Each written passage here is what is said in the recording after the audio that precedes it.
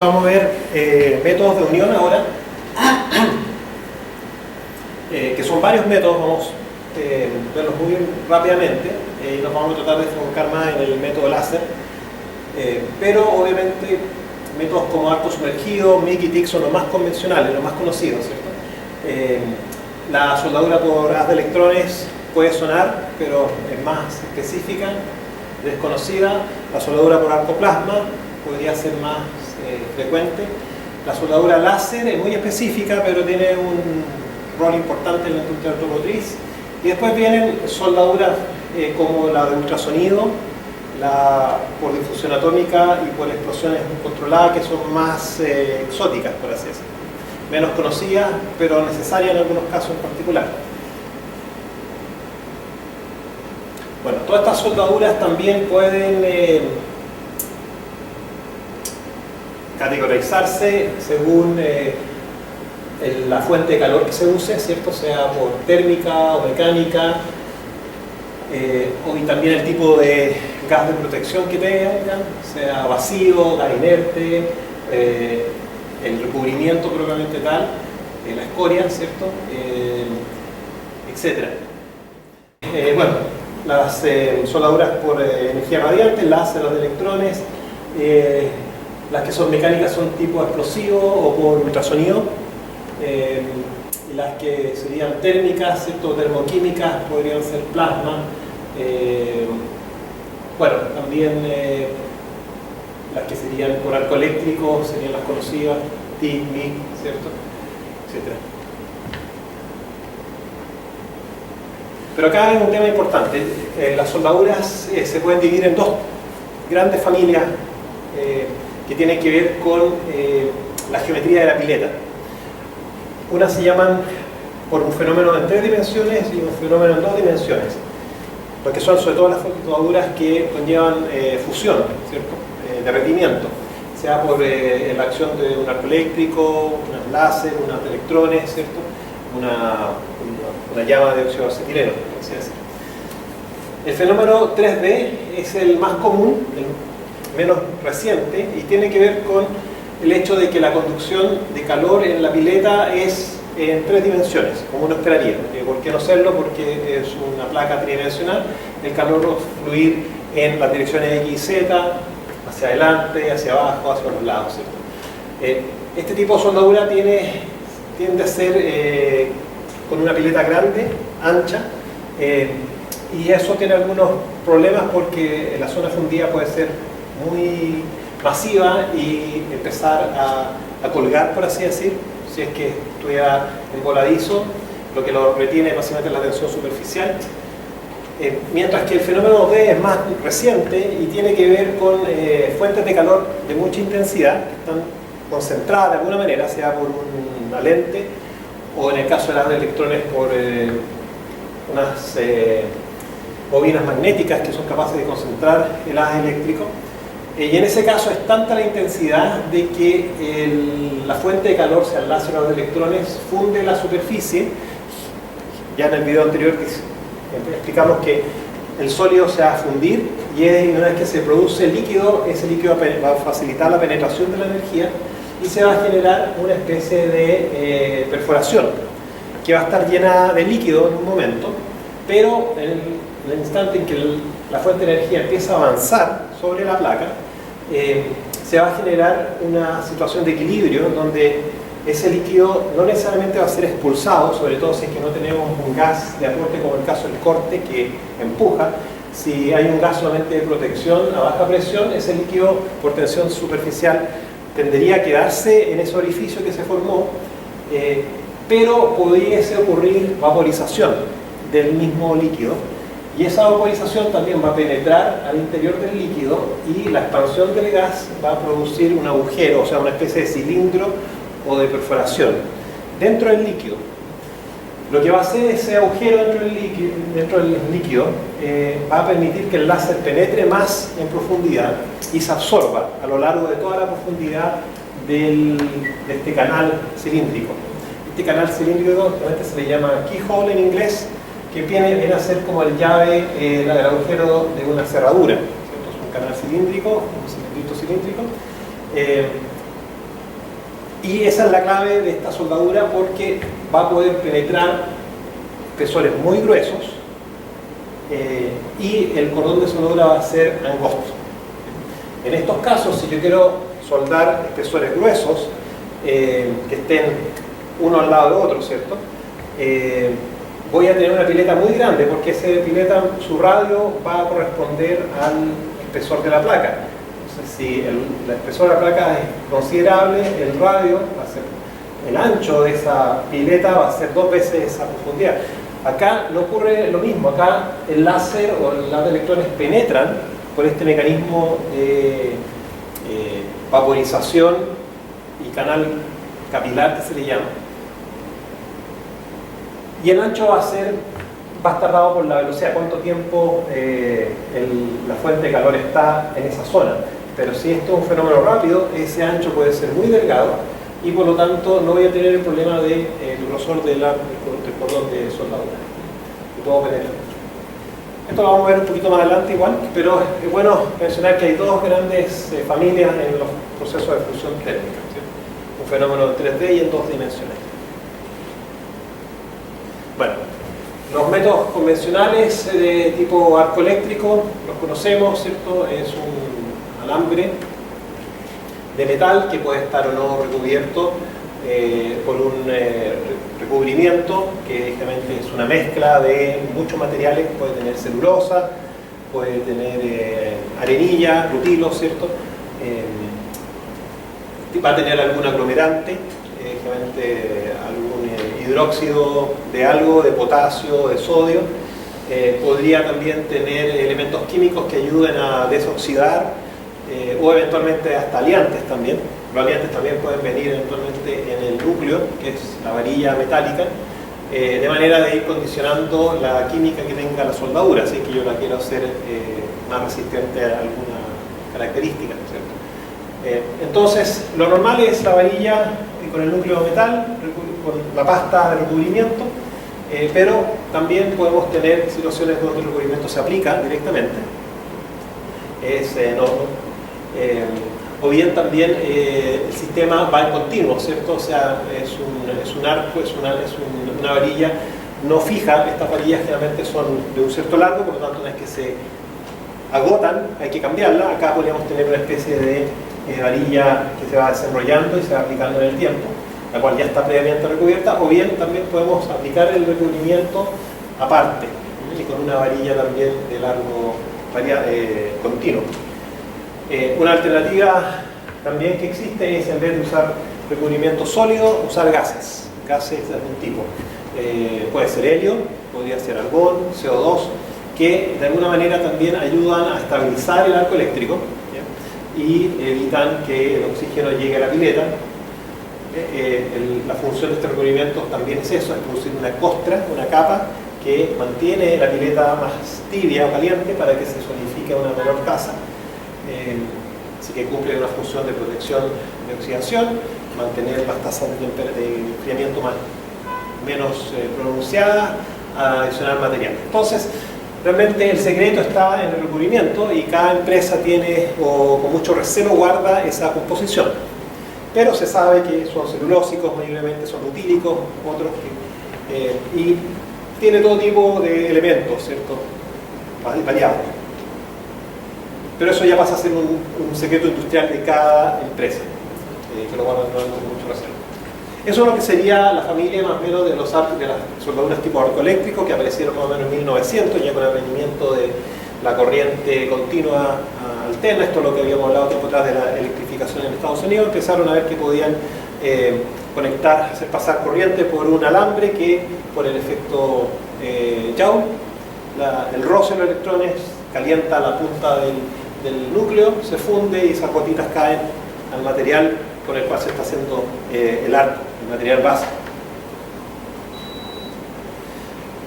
Bueno, al ser eléctrica puede ser en continuo, directa, o también puede ser alternada. Cuando alternada tiene la gracia que puedo tener el desfase, el voltaje y el amperaje. En situaciones donde, por ejemplo, el amperaje es 0, el voltaje podría ser máximo. Entonces, con eso se evita que se corte el arco eléctrico. Estoy teniendo una situación donde no hay flujo de corriente, pero la tensión es máxima, por tanto, en el próximo instante se produce corriente y empieza a aumentar el flujo de corriente. Así que no podríamos decir que haya una teoría exacta, o al menos que vamos a presentar transparencias que me digan cómo tiene que ser el desfase angular, ¿cierto?, entre voltaje y amperaje. Por supuesto, cada soldador, cada proceso de soldadura puede tener parámetros específicos según tipo de material, espesores, velocidades de avance, etc. También otra cosa interesante es que hay una curva característica de la fuente de poder que genera la corriente continua o alterna, por lo tanto esta gráfica es tipo voltaje-amperaje, que es esta curva que está acá, y se corta con la curva voltaje-amperaje del arco. Y esa es una curva que no necesariamente sigue la ley de Ohm en todo su rango, porque cuando hay un arco eléctrico, ahí la resistividad al medio cambia, no es constante, no es como la ley de Ohm, donde en un alambre la resistencia es fija, cambiará con la temperatura, pero no tanto. Por lo tanto, obedece una ley de Ohm a partir de un cierto, por así decir, amperaje, pero hay una zona intermedia donde el arco tiene que ver mucho con el consumo de corriente por un cierto amperaje. Bueno, estas imágenes clásicas de soldadores, ¿cierto?, donde es un arte realmente poder soldar bien, porque de lo contrario voy a arruinar una pieza mecánica cuantiosa de gran volumen, pensemos un oleoducto, un gasoducto. Si lo sueldo mal voy a tener que después retirar ese material, perder material, lo cual es tiempo y dinero. Así que un buen soldador certificado, con experiencia, es un excelente elemento para un proceso productivo y que puede ser muy buen remunerado. Muchas veces cuando hacen falta soldadores están en cuadrillas de otros países, fue el caso de Chile, trajeron cuadrillas de Asia para hacer el gasoducto para gas natural. Bueno, la soldadura SAW, que es de arco sumergido, es el mismo principio, simplemente que el arco va sumergido en una cama de recubrimiento. Eso es muy bueno para las soldaduras rectilíneas que tienen que ser lo más perfectas posible o controladas, ¿cierto?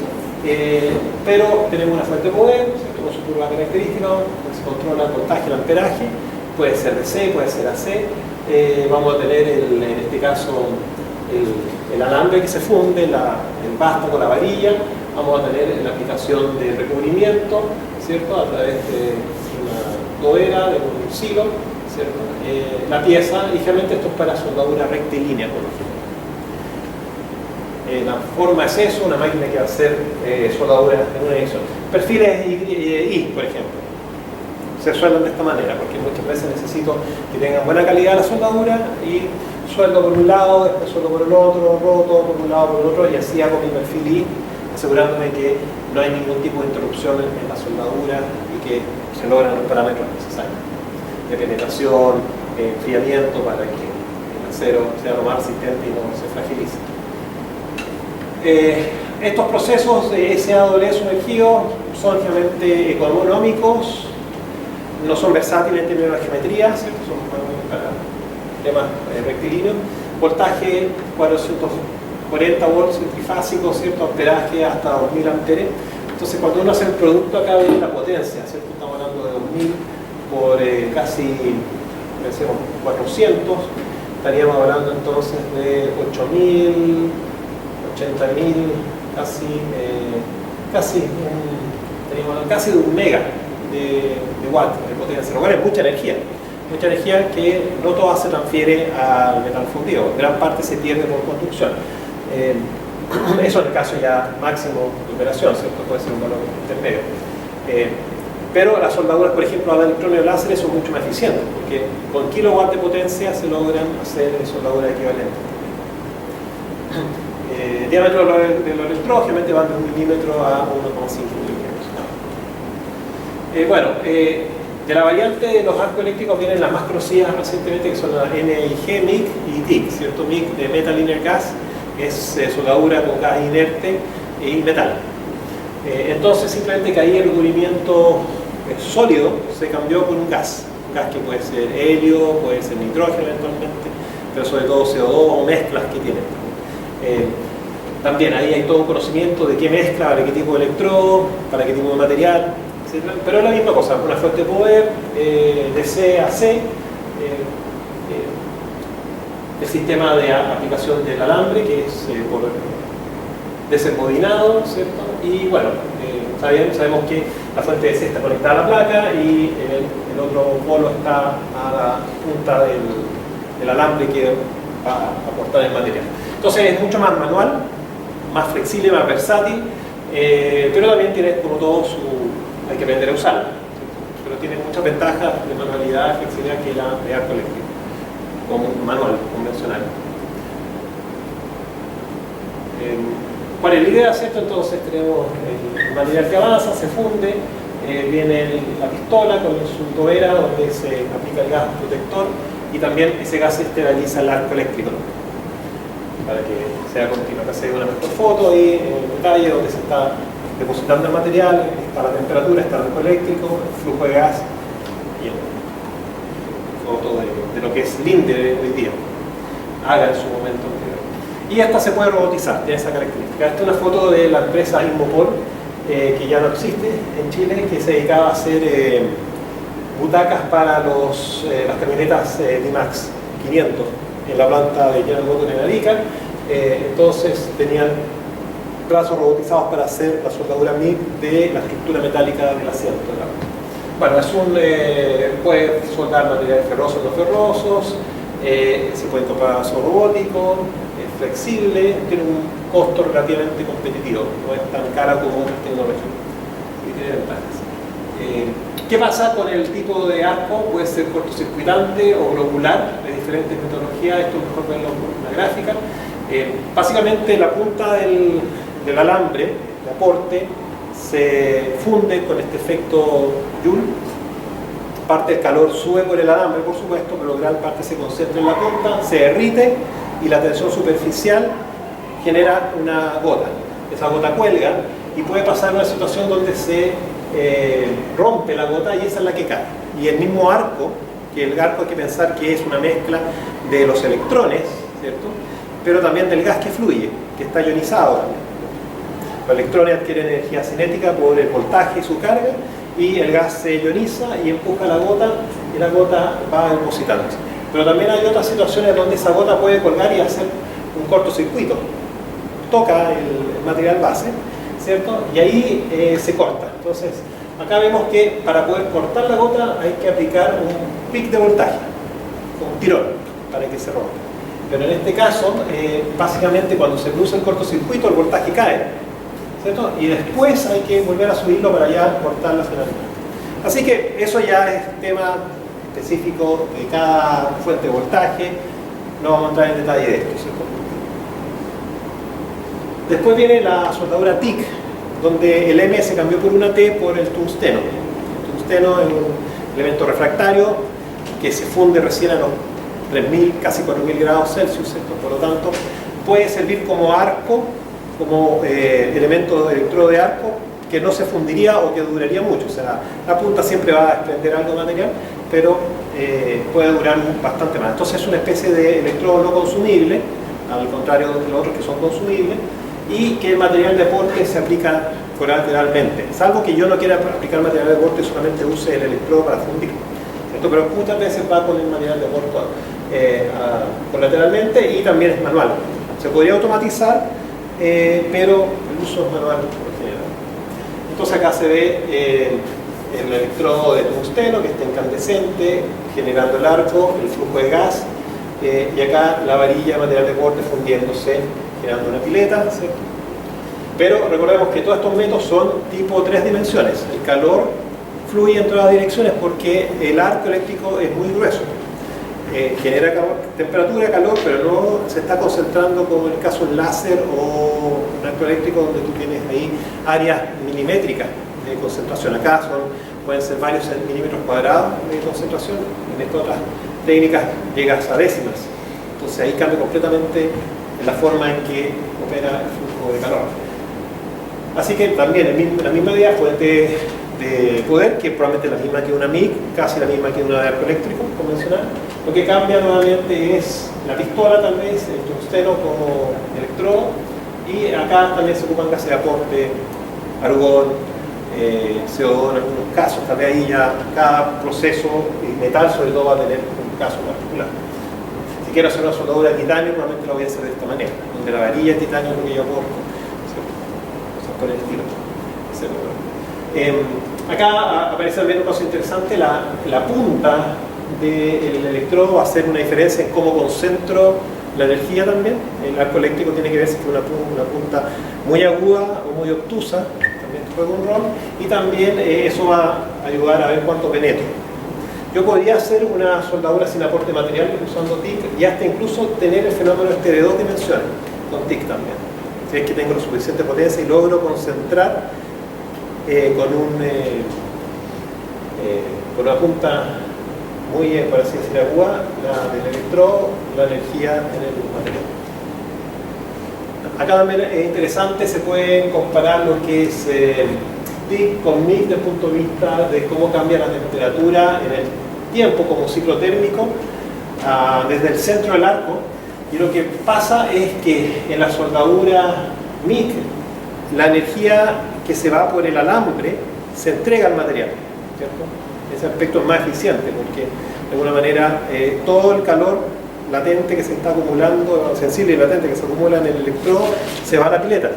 En el TIC eso no ocurre porque se va a calor por el electrodo mismo. Entonces eso de alguna manera altera también la forma de cómo se comporta la temperatura en un caso y en el otro.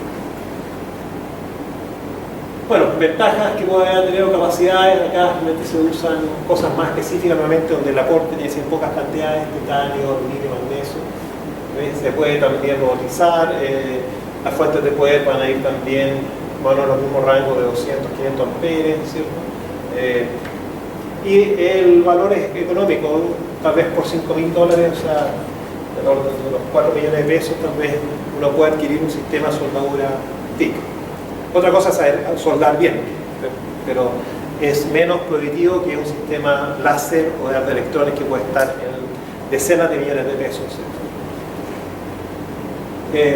Siguiendo la misma línea vienen las soldaduras tipo plasma, donde lo que se hace es una modificación al proceso TIC, en donde el arco ya no ocurre entre el electrodo y la pieza, sino ocurre entre el electrodo y la boquilla. Entonces básicamente es un plasma el que se genera, y lo que está interactuando con el material no es el arco eléctrico. El arco eléctrico está entre el electrodo y la boquilla, el gas que pasa se ioniza, y es ese gas el que transfiere el calor al material base, con toda la fluidodinámica involucrada en esta rueda, ¿sí? Entonces, estas moléculas de gas chocan con el arco eléctrico, que es de alto voltaje e intensidad, se ionizan, se excitan esas moléculas, se cargan con energía y encima van llevadas con la velocidad del chorro, chocan, transfieren su energía al metal y el metal se funde. Esto empieza a surgir como una tecnología avanzada porque se habla de microplasma, donde han logrado focalizar este chorro de gas y empieza a ser competitivo con sistemas láser incluso. Ahí con valores bastante más económicos, porque tal vez con los 5 millones de un sistema TIC, una adaptación a un sistema de microplasma puede ser unos 5 millones y ya estoy siendo competitivo frente a una máquina de varias decenas de millones de pesos. Así que tiene esa característica. Entonces hay dos alternativas: arco obstruido, descarga ocurre entre el electrodo y la pieza, soldar, que sería casi el sistema TIC básicamente, pero también arco no obstruido es descarga ocurre entre el electrodo y la tobera, que es como el especial.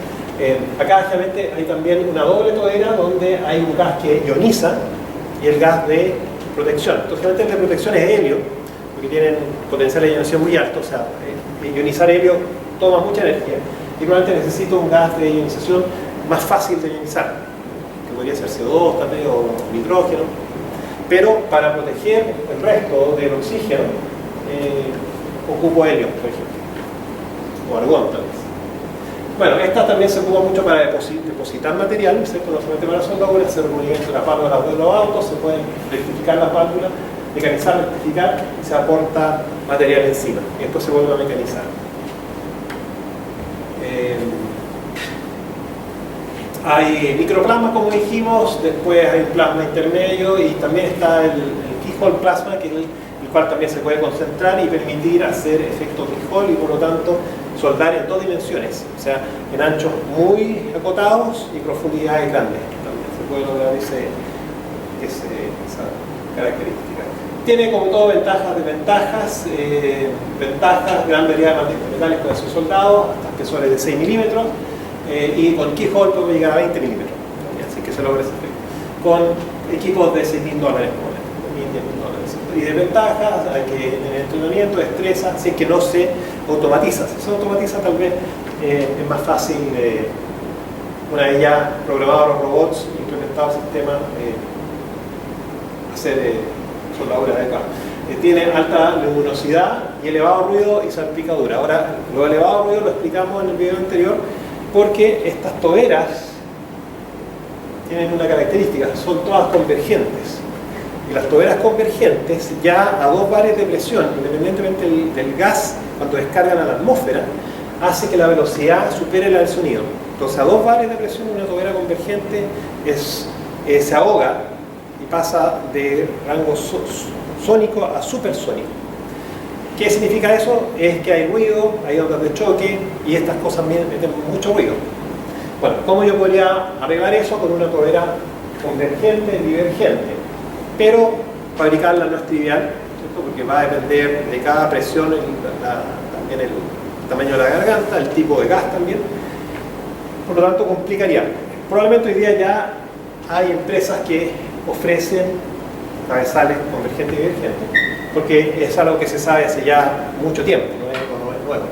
Así que eso podría ser una desventaja, el elevado ruido y las salpicaduras que se producen producto de este chorro también, que es muy inestable y que también es plasma, un chorro que está activado energéticamente. Bueno, a los electrones, siguiendo la misma línea, acá nos pasamos a un sistema donde el amperaje es muy bajo, en miliamperes, son pocos electrones, pero el voltaje es gigantesco. El voltaje ya no son 400 volts, no es un sistema trifásico, estamos a 400 volts llevándolos a kilovolts, 20, 100 kilovolts. Entonces la energía de los electrones es gigantesca, son pocos electrones pero muy energéticos, y por lo tanto logramos soldaduras menos saturadas de tamaño, por así decirlo. Podemos concentrar estas, si es que sobre todo lo hacemos pasar por lentes magnéticas. Estas son bobinas, ¿cierto? Solenoides que, al aplicar un campo magnético a un flujo de electrones en movimiento, producen lo que se llama la fuerza de Lorentz. La fuerza de Lorentz va a actuar radial hacia el interior y va a hacer que el electrón que viajaba rectilíneamente ahora empiece a hacer una espiral, pero convergente, y se focaliza. Y también, desbalanceando las bobinas, puedo oscilar el haz de electrones. ¿Qué ventaja tiene este proceso? Que tiene que estar hecho en vacío, porque si ponemos una atmósfera acá, los electrones chocan con las moléculas y se dispersan. ¿Qué pasa en el otro caso? ¿Por qué no la estamos haciendo a presión atmosférica y atmósfera? Bueno, son amperajes altísimos de amperes, son muchos electrones, ¿sí? Que se dispersen no da lo mismo, porque la focalización no me importa tanto en un arco manual, va a estar del orden de milímetros y no va a cambiar mucho más, ¿sí?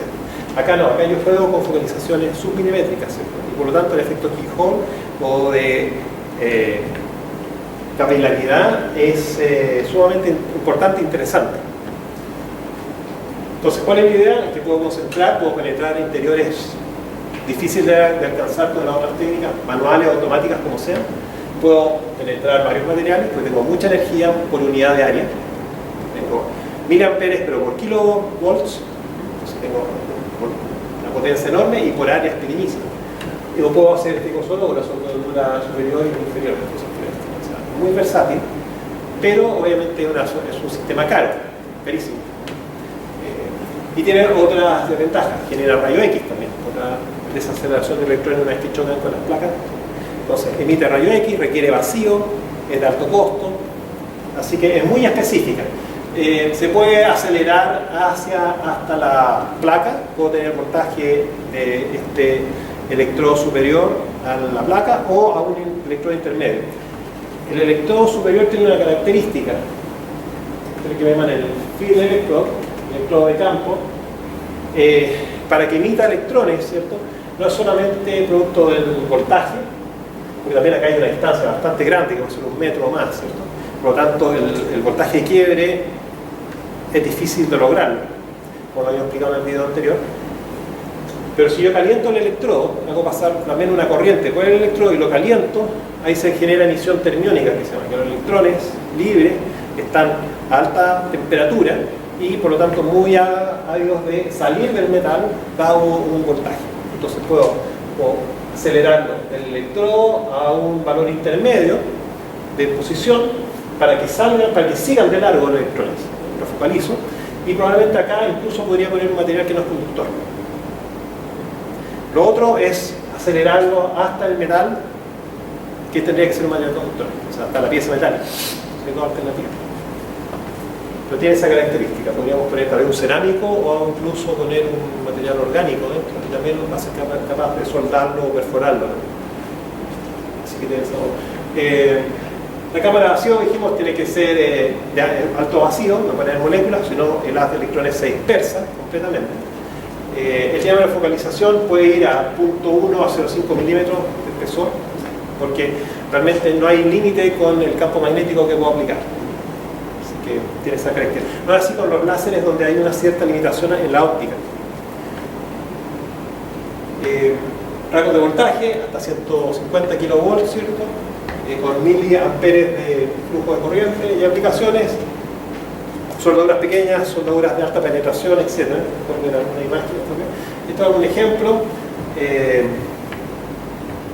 del libro sacado de procesos no tradicionales de manufactura, donde vemos que a cada penetración más o menos se alcanza a ver en esta imagen, puede ser de más o menos 10 centímetros. Es una penetración de 10 centímetros, pero un ancho del orden de 5 milímetros, una cosa así. O sea, tiene una razón de aspecto que no se lograría con una soldadura convencional en 3D, ¿cierto? Mientras esta es de 2D. O sea, básicamente el flujo de calor solamente ocurre lateralmente, hacia adelante y hacia atrás, ¿cierto? El efecto de penetración se logra porque toda la fuente de calor está distribuida a lo largo de la penetración. Entonces es una transferencia de calor lateral, no es radial como en el caso del arco eléctrico o el plasma. Bueno, se ve una máquina masiva, ¿cierto?, donde tiene que tener protección de rayos X. Esto lo está mostrando acá, la soldadura de probablemente un piñón sobre la placa que lo sostiene, que va conectada a algún eje. O sea, en vez de hacer esto de una sola pieza, se hace el piñón y después se suelda a esta placa que va conectada probablemente al eje. Transmisión.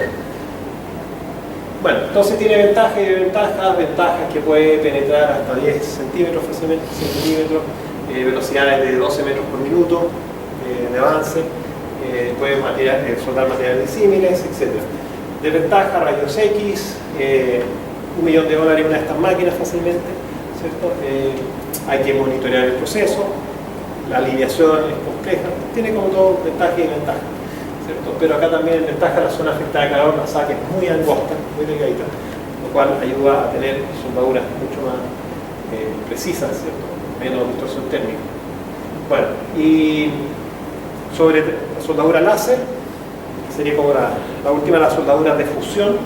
El proceso es muy parecido a las de electrones. Simplemente unas de electrones se ocupa unas láser infrarrojo, que puede tener 10 micrones o 1 micrón de longitud de onda. El láser no requiere atmósfera controlada, no tiene que ser en vacío, es atmosférico, eso ya es una gran ventaja. Se puede manipular con espejos también, no tengo que tener bobinas eléctricas, y puedo también concentrarlo a un punto bastante pequeño, pero las potencias son limitadas, ¿cierto? En wattaje, comparado a las de electrones.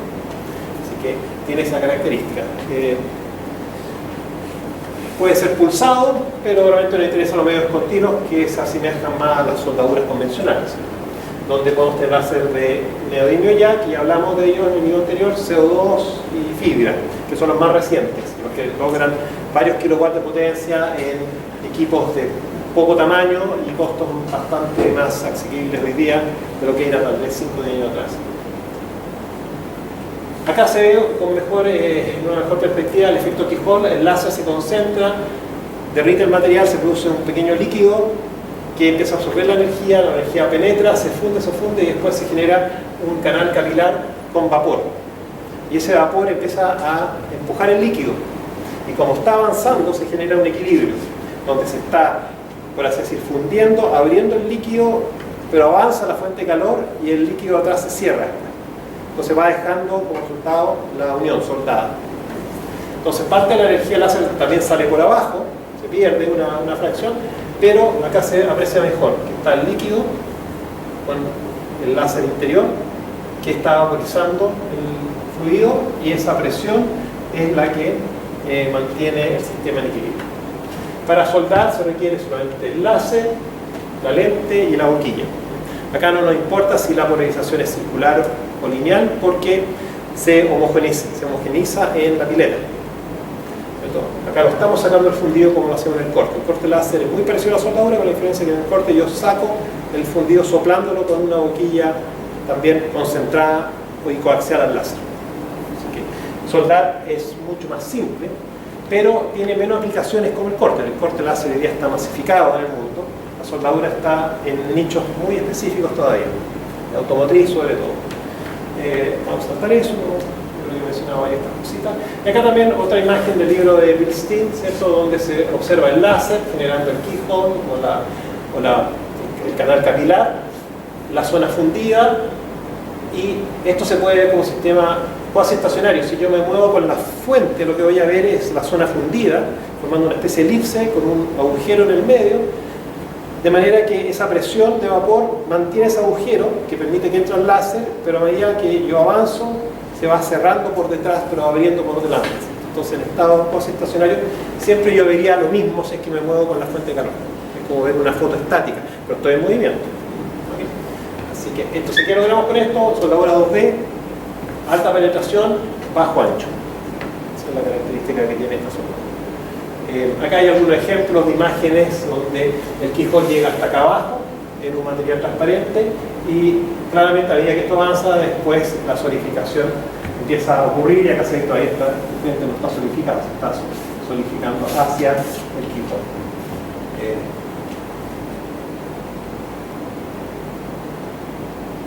Bueno, desventaja, voy a rápidamente, no dejaré pasar esto. Ventaja, visualización fácil de implementar y controlar, propiedades mecánicas distintas a la de los metales. Bueno, eso es una cosa que hay que ver acá, porque las tasas de enfriamiento pueden ser muy altas, ¿cierto? Y el acero podría estar produciendo eventualmente estructuras muy finas, martensíticas, que podrían ser dañinas en el caso de una soldadura. Otro ejemplo también de cómo los gases de aporte y de protección pueden afectar la penetración. Si yo tengo, acá tenemos 7,4 kilowatts de potencia, las velocidades van de 0,5 a 1,5 metros por minuto. Si le saco el plasma que se va a producir en la superficie del proceso, y esto es punto de qué, de que acá se está generando vapor que empuja las paredes lateralmente, pero también ese vapor va a querer salir del agujero, y al salir se va a encontrar con el láser, y este vapor va a empezar a absorber la energía del láser, se va a expandir, se va a energizar, y va a aparecer un paraguas. Ese paraguas lo que hace es empezar a irradiar calor y va a actuar como una fuente de calor, pero puntual. Entonces, ¿qué es lo que va a generar? Es esto.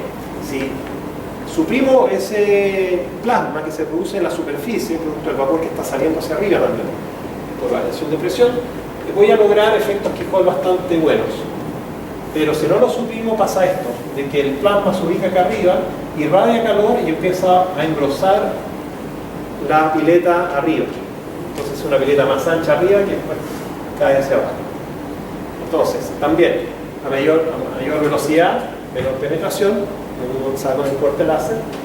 Así que hay un óptimo, probablemente a 0,75 con 7 kilowatts, ¿cierto? Con su presión de plasma, logro la mejor soldadura de Quijón para un cierto espesor acá de, no sé si lo dice bien,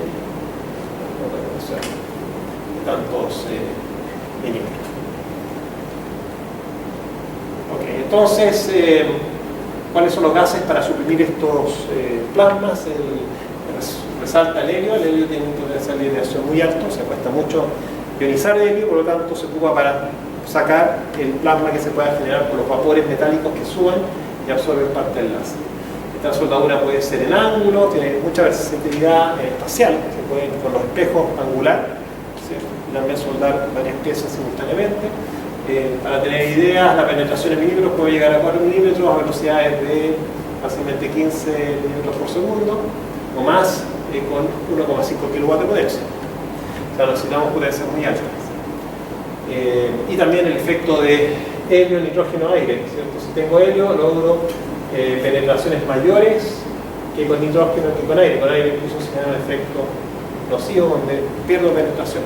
Hay probablemente una reacción entre el oxígeno y el vapor, que es metálico, una oxidación, tal vez suprimo más energía y cae la penetración. Así que helio ayuda mucho a penetrar más en estas soldaduras, con potencias de hasta entre 5 y 10 kilowatts. Sistemas ópticos para poder mover el láser, así como el colgador de electrones que usaba las bobinas magnéticas, también lo puedo hacer acá con sistemas mecánicos que hacen que la óptica rote, se desplace fuera del eje y entonces el láser empieza a cubrir un área mayor. Podría hacer eso. La idea también de poder, en corte en B, ¿cierto? Poder rellenar, ¿cierto? Áreas mayores, también se podría hacer de esa manera, pero no es algo muy común o visto que se haga rutinariamente.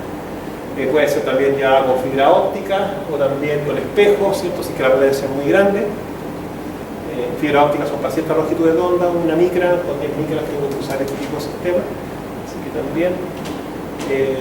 Y bueno, se puede soldar aluminio, cobre, titanio, pero aluminio y cobre van a tener problemas de alta reflexión de la energía y mucha conductividad térmica y también difusividad térmica, que hace que se concentre poca energía y se pueda penetrar poco. Pero es posible hacerlo, se pueden también soldar materiales visibles.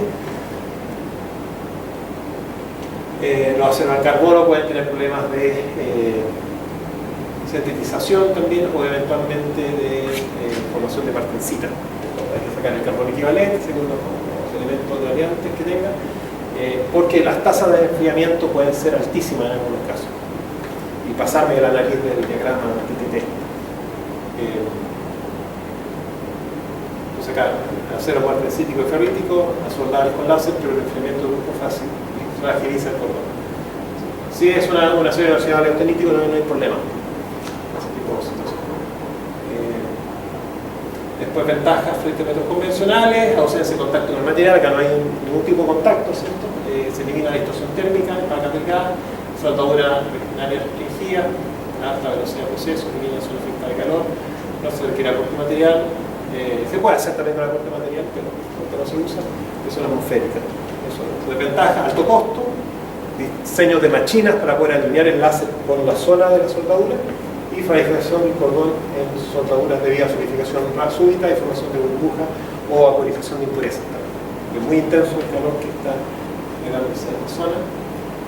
¿Dónde se aplica hasta el momento? Desde casi el año 1985 en la industria automotriz, en lo que es la fabricación de las placas de metal que después se estampan y forman la carrocería.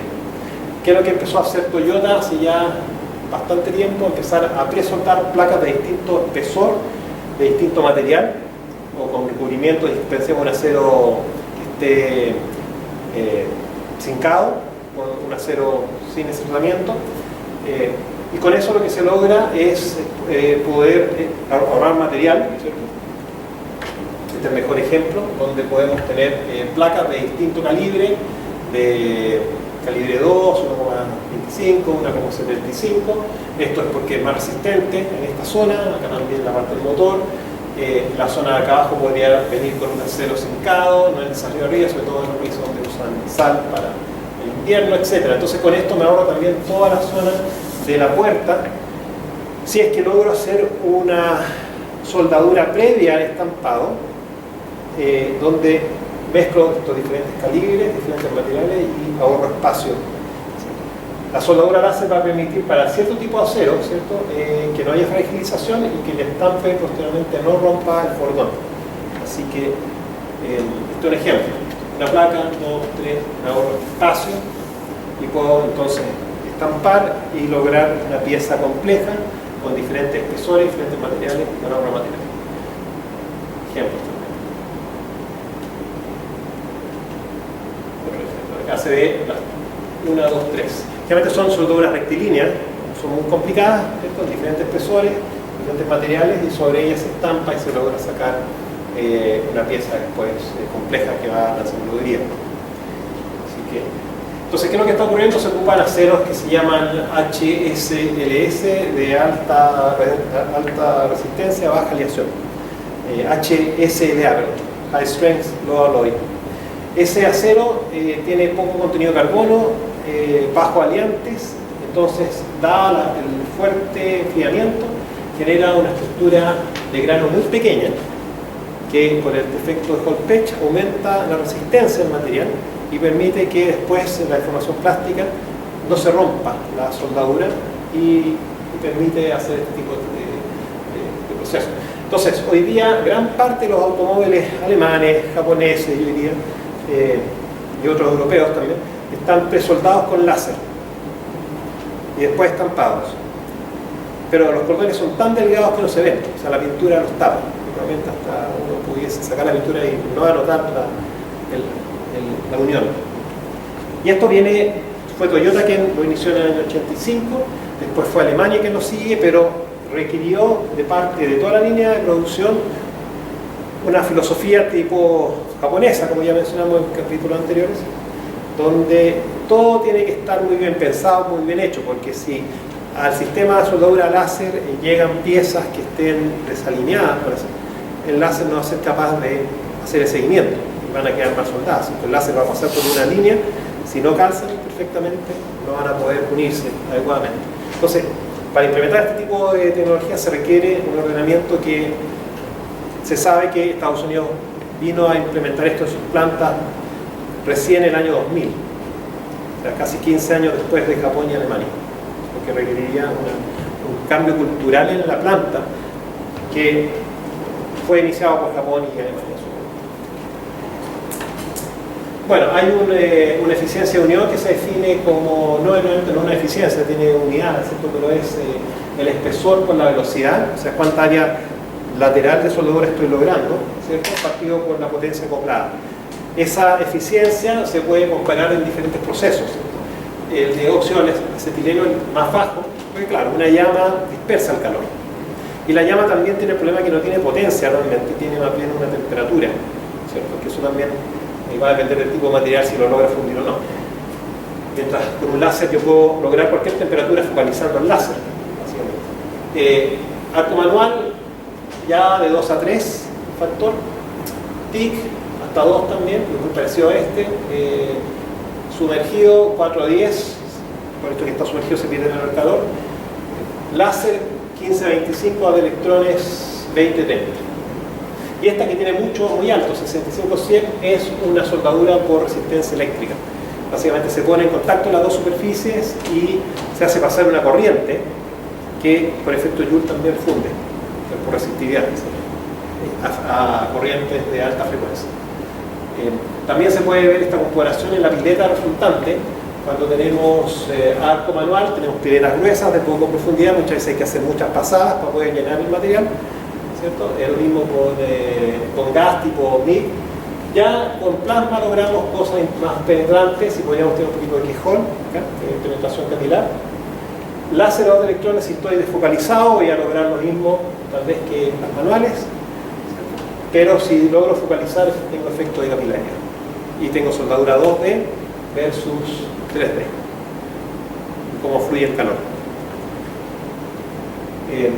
Entonces, bueno, eso es un poco la descripción muy rápida de los procesos. ¿Qué podemos hacer con modelos que existan disponibles para poder evaluar qué potencia, qué velocidad, dependiendo del material?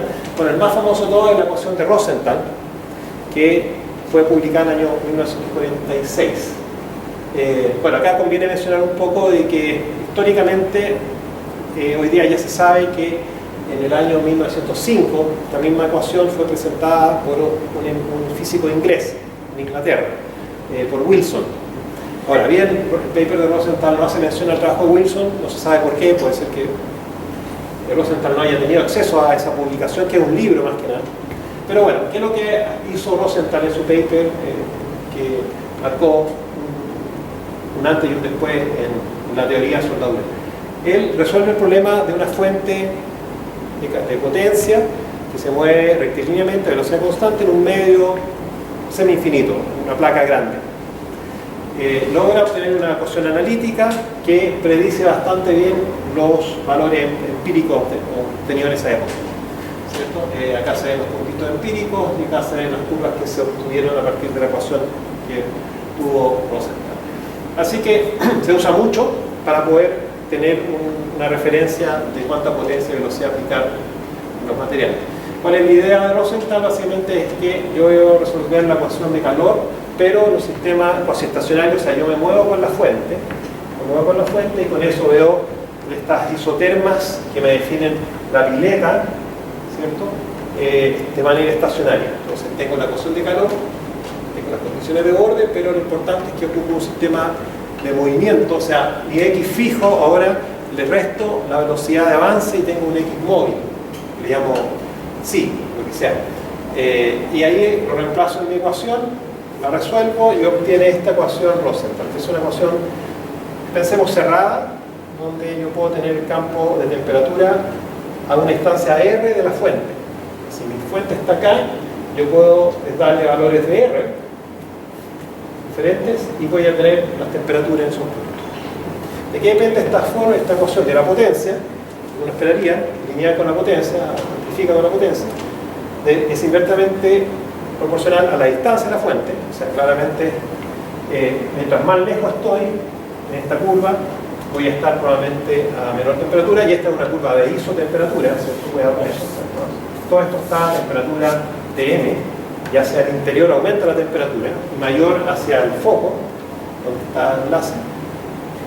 Así que esta es la parte que tiene que ver con la distancia, la parte que tiene que ver con la potencia, y acá hay una parte exponencial que tiene que ver con la velocidad de avance, que también a su vez va multiplicada por la distancia. Así que bueno, ese es el desarrollo de Rosenthal, que se puede aplicar hoy día a muchos otros procesos también, como la impresión 3D, ¿cierto? Y el otro fenómeno que vale la pena también destacar es la convección que se genera en la pileta, porque eso puede alterar si es que hay más penetración o no. La convección en el líquido ocurre, es inevitable, y tiene que ver con la idea de que yo tengo en el líquido un gradiente de temperatura, o sea, en el eje de la fuente de calor hay más temperatura que lejos de ella, hay un gradiente negativo, y también la tensión superficial del líquido podría variar negativamente con la temperatura, o también positivamente, eso va a depender del material y si tiene alguna adición química en su interior. Por lo tanto, la tensión superficial, la variación de tensión superficial yo la puedo ver como la variación de la tensión superficial con la temperatura por el gradiente térmico. Esto me lo da la fuente de calor, el láser por ejemplo, y esto me lo da el material. Entonces puedo tener situaciones donde este gradiente de esfuerzo puede ser positivo, o bien dependiendo de este comportamiento de la tensión superficial podría ser negativo, ¿cierto? Y en ese caso lo que va a ocurrir es lo siguiente, que la pileta, cuando me da que el gradiente de esfuerzo es positivo, significa que el esfuerzo de tensión superficial saca el líquido del centro y lo lleva hacia afuera, y eso lo que hace es que me aplana la pileta, entonces la convección es hacia afuera. Y en caso contrario, cuando es negativo, porque la variación de la tensión superficial con la temperatura es positiva, creciente, se invierte. El negativo, el gradiente, se invierte y va hacia adentro entonces. Si va hacia adentro, toma líquido caliente, lo lleva hacia abajo y hace que penetre más la soldadura. Entonces no solamente el efecto de la potencia, la velocidad, sino también la convección que hay en el interior del material. ¿Okay? Ejemplos que vale la pena mencionar de soldadura láser también en la industria. En este caso una soldadura pulsada, pero muy recurrente, porque ya en los años 1990 Gillette sacó una nueva rasuradora que usaba tecnología láser para soldar el filo de corte a una estructura que era móvil, en la línea de las rasuradoras Match o MAG, la Match 2, la Match 3. Creo que hicieron ellos fue un diseño donde hay una escuadra metálica que tiene que llevar soldada la hoja de corte. Entonces esto tiene dimensiones muy pequeñas, ¿cierto? Y esto descansa sobre un cojinete polimérico que permite que la hoja se adapte al contorno de la cara. Pero esa hoja no es parte de la escuadra es aparte, entonces tiene que estar soldada. Se soldó con puntos láser y cada una de estas hojas llevaba tal vez 30 o 50 puntos, y eran 3 hojas, estamos hablando de 200 puntos láser, y estas tenían que salir de la línea de producción a una tasa de 1 por segundo. Por lo tanto, tenían que lograr soldar 200 puntos en menos de un segundo. Y eso lo hacían con láseres pulsados, ¿cierto? Haciendo un tren de pulsos que le pegaba a todo el sistema. Así que esto ya lleva más de 20, 30 años y todavía la línea más que existe. Fíjense, si se afeitan con esto, vean la basuradora y tiene unos pequeños hoyitos, ¿cierto?, donde está la unión. Este es un caso muy emblemático de estudio de la aplicación de soldadura láser, pero soldadura pulsada, no continua. Después hay otro ejemplo donde se hacen combinaciones híbridas de láseres con soldadura Smith, por ejemplo, con el fin, sobre todo, de evitar las jorobas que se producen en las soldaduras por tensión superficial, ¿cierto? Entonces, si yo precaliento todo, afecto la tensión superficial y podría aplanar esas jorobas. Entonces, yo quiero tal vez lograr algo muy suave y a veces se me generan estas jorobas por tensión superficial que yo podría lograr aplanar si es que precaliento simultáneamente la zona que está siendo soldada, por así decirlo. Y eso se puede hacer con un láser en paralelo con la... Así que estas son líneas de investigación muy específicas. Bueno, muy rápidamente, técnicas mecánicas de soldadura. Está la técnica con ultrasonido. También esto es material sacado del libro de procesos no tradicionales de manufactura, donde si yo hago vibrar dos superficies a alta frecuencia, el roce va a hacer que los óxidos se rompan, se aplanen las superficies y simplemente lo que voy a permitir ahora es que los átomos estén en contacto con los átomos, ¿cierto? Y se peguen las superficies. Y también hay una especie de difusión localizada. Entonces, esta soldadura no tiene fusión, no hay cambio de fase y permite hacer soldaduras muy rápidas, pero es para piezas pequeñas.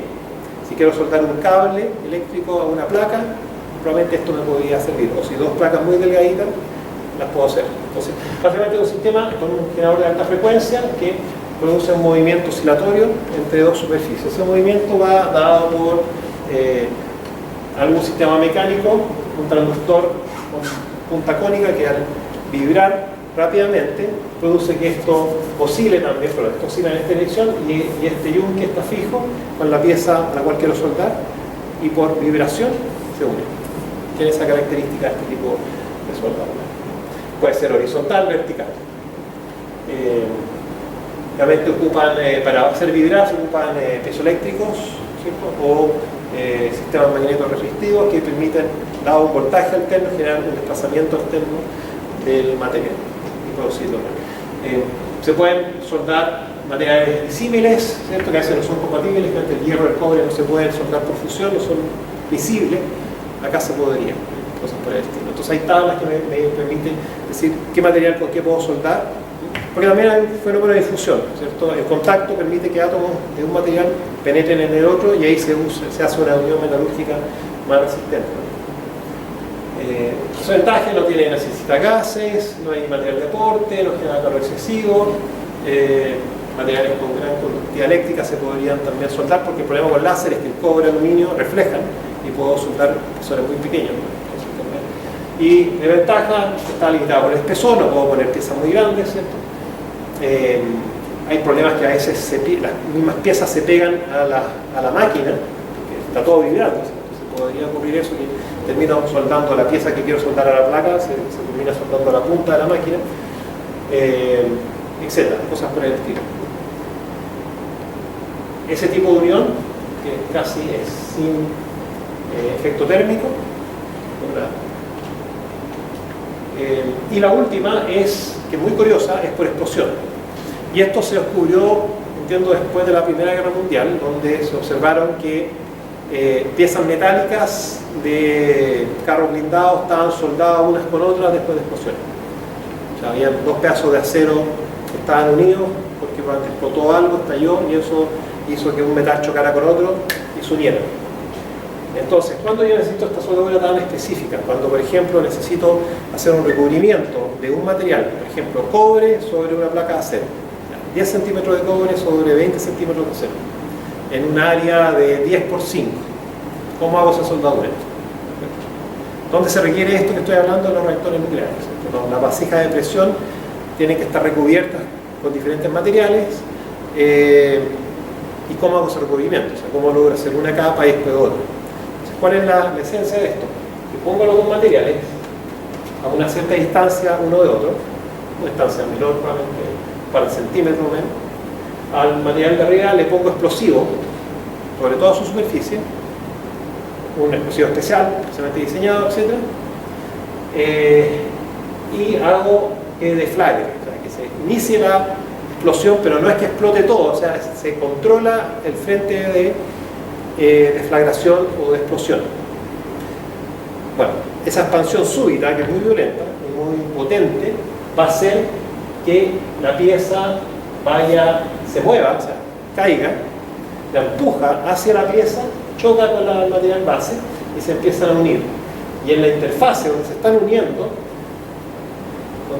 ahí ocurre un fenómeno donde toda la mugre y la impureza se van acumulando, van saliendo hacia afuera, e incluso también parte del material empieza a salir hacia afuera también, pero en cantidades muy pequeñas, como un líquido, un chorro de líquido que sale de la pieza. Y esto avanza a una velocidad altísima, a la velocidad del sonido, básicamente, y produce el efecto. Entonces es algo muy rápido también, es un estallido, pero no es que explote toda la cama de explosivos, sino parte en un lugar y avanza hasta el otro. Pero fracciones de segundo. Entonces la interfase, los dos metales se están chocando, hay deformación elástica, plástica, y ahí se anclan, como que se mezclan, se amasan. Y puede ocurrir que parte del material mezclado salga también hacia afuera, pero en cantidades pequeñas. Eso estaría siendo una especie como de material o a muy baja o a muy alta temperatura, muy dúctil, casi a punto de fundirse, si es que no se está fundiendo. Lógicamente también es la técnica. Se pueden hacer recubrimientos interiores de cilindros también, de esa manera. Un cilindro con otro adentro y el explosivo en el interior. Y esto es lo que se observa. El anclaje mecánico se produce una especie de oscilación en la superficie, por esto como que hay una presión tan grande como que pandea la superficie, y al pandear se engancha una con otra. Así que es una forma de soldadura bastante específica, notable. Hay muy buenos videos en YouTube, ¿cierto?, donde se ven las empresas que dan estos servicios en Estados Unidos y en otras partes del mundo para hacer recubrimiento, lo que le llaman cladding de un metal con otro.